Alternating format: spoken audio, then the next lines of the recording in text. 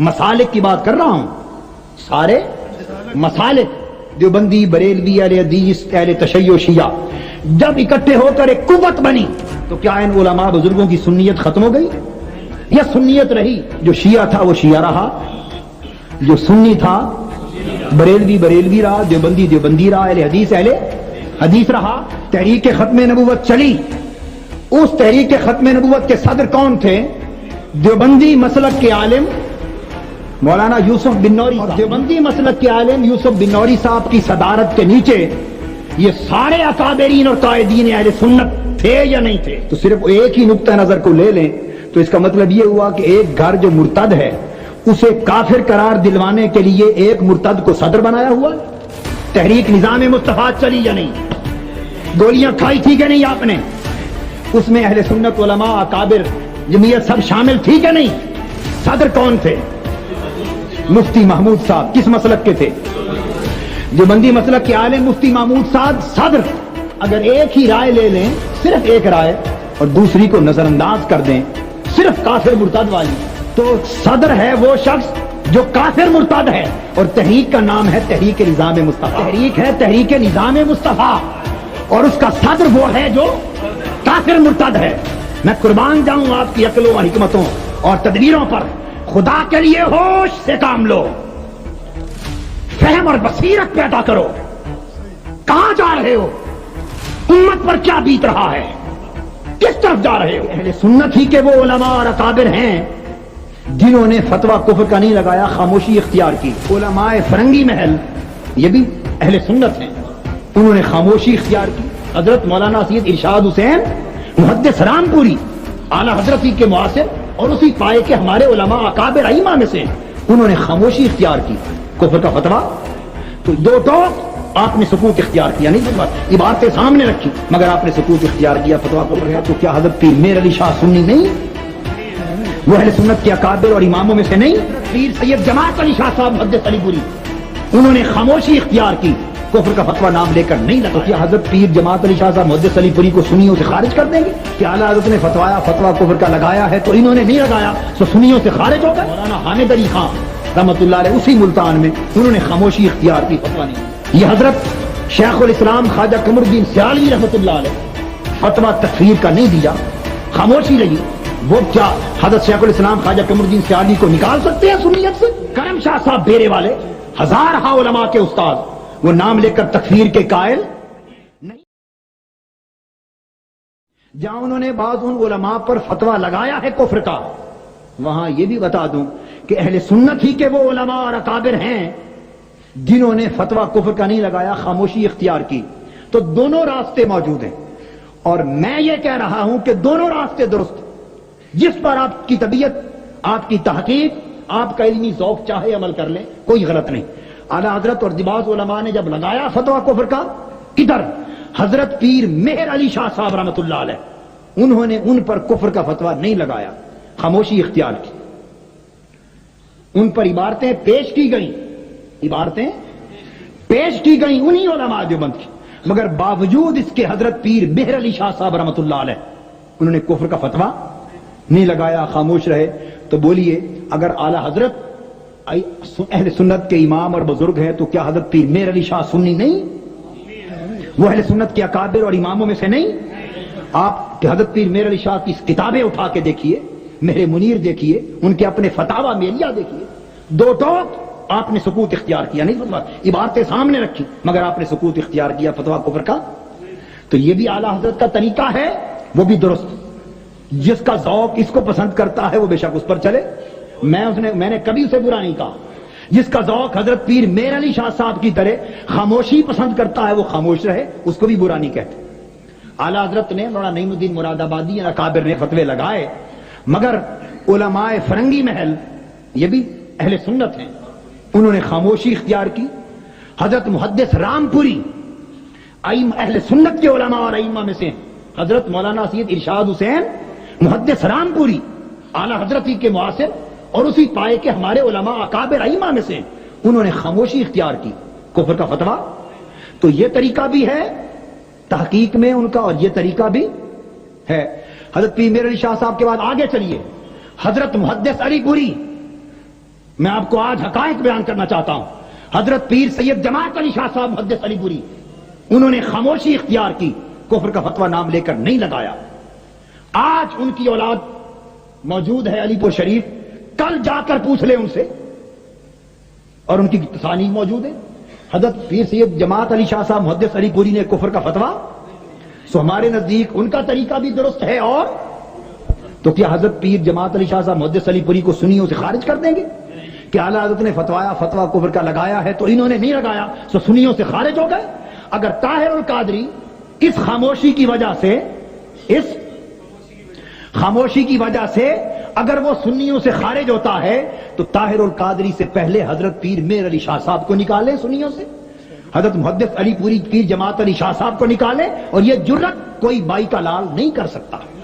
دونوں طریقے مولانا حامد علی خان صاحب ملتان والے بے تاج بادشاہ, مولانا حضرت علامہ سید احمد سعید شاہ صاحب کاظمی رحمۃ اللہ علیہ میرے استاد ہیں, انہوں نے اگر فتویٰ کفر کا دیا ہے تو میں نے کب کہا ہے کہ غلط دیا؟ میں نے زندگی میں کبھی نہیں کہا, میں تو اب بھی دوہرا رہا. جنہوں نے تکفیر کی انہوں نے علی وجہ تحقیق کی, دیانت پر مبنی کی, وہ حق ہے ان کی تحقیق, وہ مفتی ہیں, عالم ہیں, ان کا فرض ہے. مگر ساتھ مولانا حامد علی خان رحمۃ اللہ علیہ اسی ملتان میں انہوں نے خاموشی اختیار کی, فتویٰ نہیں دیا. یہ حضرت شیخ الاسلام خواجہ قمر الدین سیالوی رحمۃ اللہ علیہ فتویٰ تکفیر کا نہیں دیا, خاموشی رہی. وہ کیا حضرت شیخ الاسلام خواجہ قمر الدین سیالوی کو نکال سکتے ہیں سنیت سے؟ اس سے آگے چلیے. اور وہ پیر کرم شاہ صاحب آج زندہ بیٹھے ہیں, مولانا پیر کرم شاہ صاحب بیرے والے, ہزارہ علماء کے استاد, وہ نام لے کر تکفیر کے قائل نہیں ہیں. آج بھی وہ کفر کا فتویٰ نہیں لگاتے, خاموش ہیں. ہمارے نزدیک وہ بھی واجب الاحترام, دوسرے بھی واجب الاحترام, علامہ کاظمی صاحب بھی واجب الاحترام, پیر کرم شاہ صاحب بھی واجب الاحترام, حضرت شیخ الاسلام خواجہ قمر الدین سیالوی بھی واجب الاحترام, پیر جماعت علی شاہ صاحب بھی واجب الاحترام, پیر میر علی شاہ صاحب بھی, اعلیٰ حضرت بھی نہیں. ہمارا طریقہ سن لیں, یہ میں نے آپ کو بات ساری سمجھا دی. جتنے علماء اگر تکفیر کرتے ہیں تو میں نے کسی کو باطل نہیں کہا, یہ تحقیق ہے اور علمی ذوق ہے, اور ان کی تحقیق اور دیانت پر مبنی ہے, ان کا فتویٰ لگانا حق ہے. مگر ہمیشہ طریقہ یہ ہے کہ دونوں طریقے ہیں, جہاں علماء اہل سنت میں سے یہ ہیں, وہاں علماء اہل سنت میں سے ہی خاموشی اور سکوت اختیار کرنے والے بھی ہیں. تو جس کا ذوق علمی اور طبیعت چاہے وہ خاموشی اختیار کرے, جس کا ذوق علمی تحقیق چاہے تکفیر کرے. یہ بھی اہل سنت ہی کے اکابر کا طریقہ ہے, اور یہ بھی اہل سنت کے اکابر کا طریقہ ہے. یہاں تک تو تھی علمی بات, یہاں تک تو تھی علمی بات. اب ذرا حالیہ حالات کے حوالے سے بھی بات سمجھا دوں.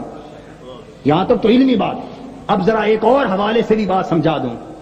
یہ آج دیوبندی, اہل حدیث, شیعہ وغیرہ سارے یہ جو کافر کے لیے اصرار کرتے ہیں کہ ہم سارے اعلی طبقے کے طور پہ اس طرح کہیں, میں نے ایک نقطہ نظر کیا نا, اتنا ہی اصرار ہے. تو قائد اعظم کا مسلک کیا تھا؟ میں زبان سے کچھ نہیں کہوں گا, آپ سمجھدار لوگ ہیں. کیا قائد اعظم کی پاکستان بناتے وقت قیادت کے نیچے تمام اکابر, مشائخ, صوفیاء, اولیاء, صلحاء, اہل سنت, غیر اہل سنت سب جمع تھے یا نہیں تھے؟ اور حضرت محدث علی پوری نے فتویٰ لگایا تھا کہ نہیں کہ جو قائد اعظم اور مسلم لیگ کو ووٹ نہیں دے گا پاکستان کے لیے, اس کا جنازہ اور تدفین مسلمان مریدوں میں نہیں ہوگی. تو ان کے ساتھ چلے تو اس سے کسی کا مسلک گیا؟ قائد اعظم کی قیادت کو مان کر ساتھ چلے تو کیا یہ سنی نہ رہے؟ ساتھ چلے مگر سنی بھی رہے. جو شیعہ تھے وہ شیعہ رہے, جو دیوبندی تھے وہ دیوبندی رہے, جو بریلوی تھے وہ بریلوی رہے, جو اہل حدیث تھے وہ, کسی نے اپنا مسلک نہیں چھوڑا. ایک تحریک تھی, جد و جہد تھی, مشترک مقصد تھا, سو سب اکٹھے رہے اور کوئی کافر نہ ہوا اور کوئی سنیت اور اسلام سے خارج, ہر کوئی قائم رہا. آگے چلیے, تحریک ختم نبوت چلی پاکستان میں, 1973 کی بات ہے. 1900 بھٹو کا دور تھا جس میں قادیانی غیر مسلم اقلیتی آئینی طور پہ ڈکلیئر ہوئے. تحریک ختم نبوت چلی. اس تحریک ختم نبوت کے صدر کون تھے؟ خاموش, صدر کون تھے؟ دیوبندی مسلک کے عالم مولانا یوسف بن نوری صاحب. یوسف بن نوری اس کے صدر تھے, دیوبندی مسلک کے عالم. اور دیوبندی مسلک کے عالم یوسف بن نوری صاحب کی صدارت کے نیچے یہ سارے اکابرین اور قائدین اہل سنت تھے یا نہیں تھے؟ حضرت خواجہ شیخ الاسلام قمر الدین سیالوی ان کی صدارت کے باوجود نیچے ساتھ تھے کہ نہیں؟ مولانا شاہ احمد نورانی صاحب تھے کہ نہیں؟ مولانا عبدالستار خان نیازی صاحب تھے کہ نہیں؟ پیر کرم شاہ صاحب تھے کہ نہیں؟ علامہ کاظمی شاہ صاحب تھے کہ نہیں؟ تمام اکابر اہل سنت، دیوبندی، اہل حدیث، شیعہ، سب تھے، مگر اس تحریک میں صدر تو صرف ایک ہی نقطہ نظر کو لے لیں تو اس کا مطلب یہ ہوا کہ ایک گھر جو مرتد ہے اسے کافر قرار دلوانے کے لیے ایک مرتد کو صدر بنایا ہوا ہے، ایک کو کافر مرتد، اسمبلی میں ایک کو کافر مرتد قرار دلوانے کے لیے دوسرے کافر مرتد کو صدر بنایا ہوا ہے۔ قربان جائیں ایسے تصور پر۔ اس وقت اگر یہ سارے ایک دیوبندی مسلک کے عالم کی صدارت کے نیچے ساتھ چلے تو کیا ان علماء بزرگوں کی سنیت ختم ہو گئی یا سنیت رہی؟ جو شیعہ تھا وہ شیعہ رہا، جو سنی تھا بریلوی بریلوی رہا، دیوبندی دیوبندی رہا، اہل حدیث اہل حدیث رہا، مگر چونکہ مشترک کاز تھا تو سب اکٹھے ہو کر چلے، مقصد حاصل ہو گیا۔ مقصد تاریخ اٹھائیے، جب سب اکٹھے ہو کر چلے، مسالک کی بات کر رہا ہوں، سارے مسالک دیوبندی بریلوی اہل حدیث اہل تشیع شیعہ جب اکٹھے ہو کر ایک قوت بنی اسلام کے مقصد کے لیے، ناموس رسالت کے مقصد کے لیے، نظام مصطفیٰ کے مقصد کے لیے، جب اکٹھے ہو کر چلے، اجتماعی قوت بنی، مقصد حاصل ہو گیا۔ 77 میں آ جائیے، آگے چلیں، تحریک نظام مصطفیٰ چلی یا نہیں؟ گولیاں کھائی تھی کہ نہیں آپ نے؟ اس میں اہل سنت، علماء، اکابر، جمعیت سب شامل تھی کہ نہیں؟ صدر کون تھے؟ مفتی محمود صاحب۔ کس مسلک کے تھے؟ دیوبندی مسلک کے عالم مفتی محمود صاحب صدر۔ اگر ایک ہی رائے لے لیں، صرف ایک رائے، اور دوسری کو نظر انداز کر دیں، صرف کافر مرتد والی، تو صدر ہے وہ شخص جو کافر مرتد ہے، اور تحریک کا نام ہے تحریک نظام مصطفیٰ۔ قربان جائیں آپ کی سمجھوں پر، تحریک ہے تحریک نظام مصطفیٰ، اور اس کا صدر وہ ہے جو کافر مرتد ہے۔ میں قربان جاؤں آپ کی عقلوں و حکمتوں اور تدبیروں پر، خدا کے لیے ہوش سے کام لو، فہم اور بصیرت پیدا کرو۔ کہاں جا رہے ہو؟ امت پر کیا بیت رہا ہے؟ کس طرف جا رہے ہو؟ اس وقت اگر ایک دیوبندی عالم مفتی محمود صاحب کی صدارت سے سنی علماء، اکابر، قائدین، اکابرین اور ساروں کے مسلک میں فرق نہیں پڑا، شیعہ شیعہ رہے، اہل حدیث رہے، بریلوی بریلوی رہے، دیوبندی ایک مقصد کے لیے لڑے، تو کسی کا فرق پڑا؟ اب اس سے آگے چلیے، وہ تو جو حشر ہوا، جی وہ تو جو ہوا سو ہوا، ذرا آگے چلیے۔ آج متحدہ علماء کونسل یہ بنی بے نظیر بھٹو کی حکومت کے خلاف۔ اس کیا متحدہ علماء کونسل میں مجھے جواب دیں کہ آپ کے لاہور میں سے اہل سنت والجماعت کے بریلوی مسلک کے علماء شامل نہیں؟ ذرا خاموش بھائی، خاموش بیٹے، بڑی اہم بات سمجھا رہا ہوں۔ اہل سنت والجماعت بریلوی مسلک، اعلی حضرت کے مسلک کے لوگ شامل نہیں متحدہ علماء کونسل میں؟ حضرت شیخ الحدیث مولانا سردار احمد صاحب رحمۃ اللہ علیہ کے صاحبزادے جماعت اہل سنت شامل نہیں؟ کیا خواجہ حمید الدین سیالوی صاحب سیال شریف والے شامل نہیں رہے؟ کیا مفتی محمد حسین نعیمی صاحب شامل نہیں؟ کیا اور علماء کراچی سے پشاور تک اہل سنت شامل نہیں؟ دیوبندی شامل نہیں؟ اہل حدیث شامل نہیں؟ کہ شیعہ شامل نہیں؟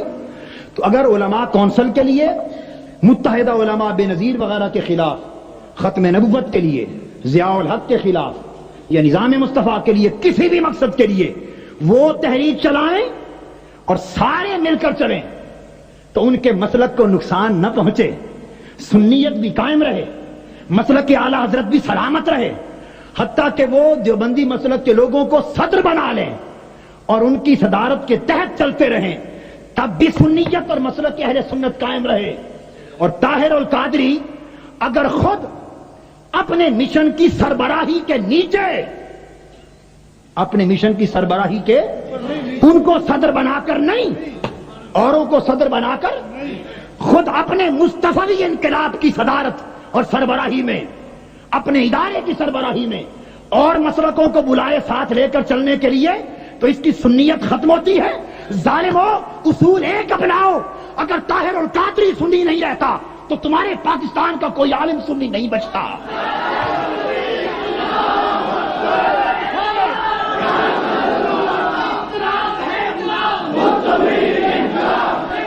پاکستان 19 یہ بات نہ چھیڑتے تو بہتر تھا.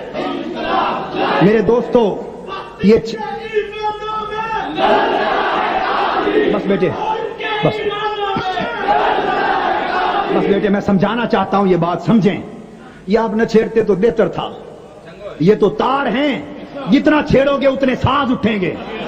میں عرض کر رہا ہوں اگر طاہر القادری اس وجہ سے سنی نہیں رہتا کہ یہ شیعوں کو اس نے کیوں بلایا، شیعوں کو بلانے سے طاہر القادری کی سنیت میں فرق نہیں آ سکتا.